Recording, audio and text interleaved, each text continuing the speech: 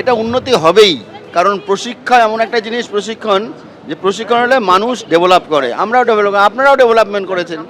যখন আপনাদের প্রত্যেকটা স্টেজে প্রশিক্ষণ হয় এবং প্রত্যেকটা মানুষকে প্রশিক্ষণ নিতে হয়, তাকে যদি নিজেকে ডেভেলপ করার জন্য, আমরা পশ্চিমবঙ্গ বিধানসভার পক্ষ থেকে সেই ব্যবস্থা নিচ্ছি যে যাতে বিধায়করা যে টাইম, অর্থাৎ যে ভ্যালুয়েবল টাইম বিধানসভায় পায় কিংবা বাইরে পায়, গণতন্ত্রের প্রকৃত ব্যবস্থা যাতে প্রতিফলিত হয় তাদের।